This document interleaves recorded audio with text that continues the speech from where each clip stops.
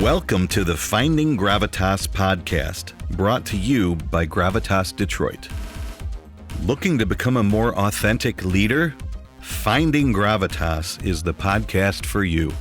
Gravitas is the ultimate leadership quality that draws people in. It's an irresistible force encompassing all the traits of authentic leadership.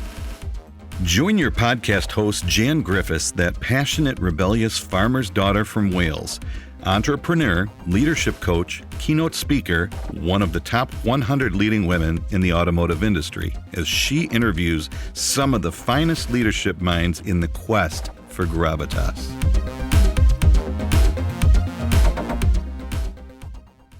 As we head into the Thanksgiving holiday, I wanted to record this short bonus episode to share with you some of the questions that I've been getting from most of the team leaders and business leaders out there, and share with you some things that we've been doing here at Gravitas Detroit to help with the questions.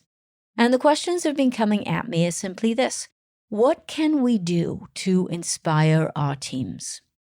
We've been through an awful lot this year. Most of us are now in a second lockdown or certainly more severe restrictions. And the teams are tired. They've been working hard.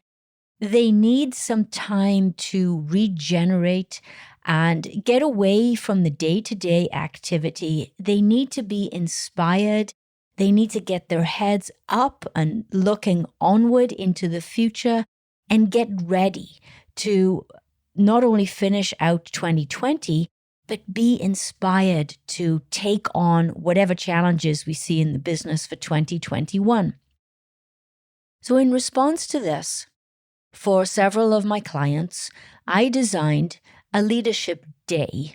And really, it ranges anything from 6 to 8 hours. I typically don't like to go more than that.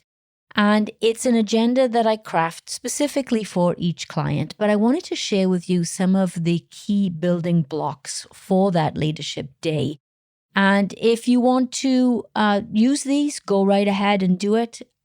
Most of my clients like to have a third party to come in and run this for them.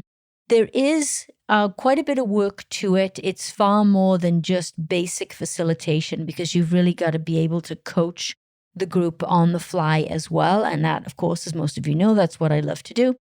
So here it is. First of all, I start out with really connecting the team members together on a personal level. Teams have changed. New people might have come into the business. You might be a new leader in a business for the first time with a team that's been in place for a while. There's been changes, and particularly if you're new to a team or you've brought in new team members in this virtual environment, it's a bit more difficult to get to know each other because you're not in the office face-to-face. So I built a very simple exercise to begin with, and this pre-work involved, and I asked people to put together one PowerPoint, one image, and it will have two images on it. The first one is something that you enjoyed doing as a child. This really helps us understand a little bit more about the person and connects us more deeply with the team members. The second image that I want to see on the slide is something that you've enjoyed doing during the pandemic. Maybe you surprised yourself. So for me, I put an image it's a photo of me riding my little pony around the farm in Wales when I was about 7, because that's what I really enjoyed doing as a child. And then I have an image of me making pancakes in the pandemic. I found my mother's old mixing bowl from Wales. It brought me a lot of comfort to do that. And my daughter will tell you that I'm absolutely horrible at making pancakes. I've never really made them properly, if I'm totally honest. So I decided that I was going to figure out how to make pancakes. And now I do. I can make pancakes. So that's something, it's personal, but it's something that I did that I've enjoyed doing during the pandemic. So when you have team members that start to share this, there are laughs, there are surprises, but it starts to connect people at a deep level, at a personal level, one-on-one. So then we're not just, whatever your title might be or the function that you're responsible for, you're connecting as people. Then after that, so you could say that that's one big icebreaker. Then I think it's important for people to talk about what's been driving them crazy, what's been bugging them, maybe things that they really don't like that's been happening in the business, whether it's pandemic related or something else. And I called this workshop, Get It Off Your Chest, because that's what it is. And it's important to get that out as a group, have some discussion as a group, get it down on either a flip chart or a virtual whiteboard. These meetings, I have done some of them in person, respecting social distancing with masks on the entire time, and also virtual. And I like to divide the team into subgroups. So then they would go off and they would work on this workshop and they would simply list all the things that's been bugging them over the last, really the year, over 2020. And they write them down on a flip chart or a virtual whiteboard, and then they come back to the main group and they report out. Of course, there are similarities within the teams. And then it's up to the team leader to either take those things that are ongoing, maybe there's a particular system or procedure that's driving people crazy, and you can wrap an action item or an action plan around that. Or, and this is really the most important part of this exercise, they are able to use this exercise to mark the end of that frustration. So if there's something that's been happening that they could not resolve, but it's over now, it's done, something in the pandemic that annoyed them, but it's done. It marks an end to perhaps the pain and suffering that they've been experiencing. It's so important to get that milestone out, to say, hey, you know what? There's nothing we can do about that. It's happened. Some of my clients have been through major systems launches. Yeah, it was painful, but hey, it's done. Marking that particular source of aggravation as being done and moving on from it allows people to focus on the positive. So it's important to get rid of that negative angst and feeling, which, when we're in that situation, people waste a lot of time and energy, and you can generate a toxic kind of culture when people are talking about things that have been bothering them. So it's important to bring an end to it. And this workshop does exactly that. So I'm finding that the output from the workshop falls into two categories. Either it's something that there's an action plan that you wrap around it, or you're simply marking an end to something that's happened. Now you're creating space and room for positive thinking. The next workshop I like to get people engaged in is simply this. What do you love? Same type of exercise. Go back into the sub-teams and talk about what have you loved about what's been going on over really the last 9 months. And it could be pandemic related. It could be that it could be more behavioral. So it could be that you've been able to form deeper relationships with clients. And I know that sounds crazy, right? You're probably thinking, well, what's that all about? How can you form deeper relationships when we're all virtual?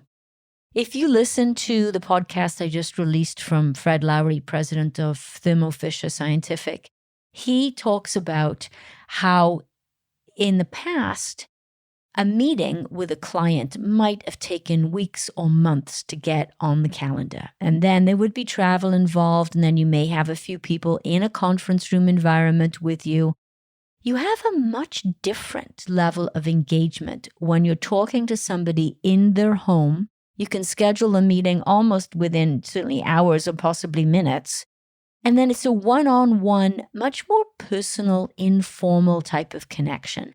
So he talks about building deeper client relationships during the pandemic, and that is a definite advantage. So that's something that you want to keep in your culture.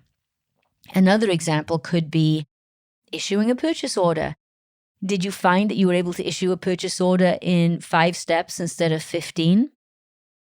How do you keep that in your culture?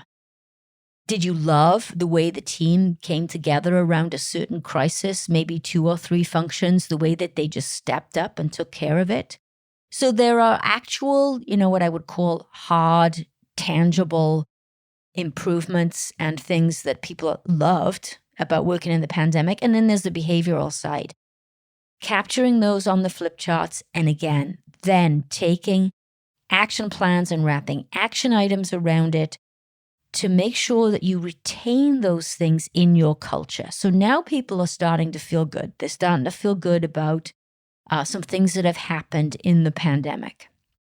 Then we move to the next workshop. This is the strengths workshop. This I absolutely love doing. We spend a lot of time talking about our colleagues, about either, there's a lot of judgment. Maybe we judge people for what they did or didn't do, or we talk about the way they didn't do it the way we think they should be doing things. All this negative talk that can really derail a team is toxic, and it wastes time and energy. But what if we truly understood and focused on each other's strengths? What would that do? What if we moved titles and responsibility aside? And what if we built each other up by telling somebody what we thought of them, what we believe to be their strengths? What would that look like? And more importantly, what would that feel like? Well, this workshop is incredibly powerful. And same thing, I divide the group into sub-teams. They go off and they talk about every single individual in that sub-team, specifically talking about their strengths, making a list of strengths. Then they come back to the room. And as a room, the entire group together, we go through each person. And we talk about maybe examples to reinforce those strengths. Maybe the group will add to the strengths. Then I ask the group to condense all of that into 2 words. Give me 2 words to describe that person. And they can come up with things like inclusive stabilizer, knowledge connector, fearless innovator. And it's such a powerful exercise because I also ask people to acknowledge, do they agree that the strengths that their peers have put on this piece of paper, do they agree? Is that truly a reflection of who they are? And in some cases, yes, people will say, yes, it is. And in others, they'll say, wow, I didn't realize that I came across that way. But remember, this is all strengths-based. And so it improves and increases self-awareness. And you can see the magic start to happen as people acknowledge each other's strengths. And the conversation focuses on that. It lifts the entire group. The atmosphere changes. And now we start to focus not only on individual strengths, but strengths as a team moving forward. And I like to produce at the end of this workshop a document that shows their photo, the headshot, and then just the 2 words. So nothing about title or org charts or lines, just simply the headshot and the 2 words. So now you're really starting to come up with a team brand. And with some clients, I like to work another workshop where we really go deeper into the team brand and then what behaviors support the brand or take away from the brand. And how will you handle those discussions? When you see a behavior that supports the brand, how will you recognize it to reinforce it? And when it's something that definitely is not in line with the brand of how you want to behave, how do you handle that discussion? Because typically when we see a behavioral issue, we tend to ignore it. Yes, we do. You know you do. So this gives people a framework to have the discussion. I love running these leadership days, and I also wrap in between the workshops some inspirational keynote type of activity where I speak about why I believe this is such a great time for work transformation, why people need to be inspired. They're in this room on this call together, and this is the perfect time to accelerate the transformation in their culture that they want to see. They have the ability to make the change and make that change now. And I love being a part of that. So feel free to take some of this and use it yourself. If you want some help or support, I love doing this work. Give me a call or pop me an email, jan@gravitasdetroit.com. I wish you a wonderful Thanksgiving holiday, and we'll be back to our normally scheduled interview type episodes next week. Take care. If you enjoyed listening to this podcast and you found something of value that will help you on your quest for your gravitas, then please share with your friends and colleagues and subscribe. Visit us at gravitasdetroit.com to find out more.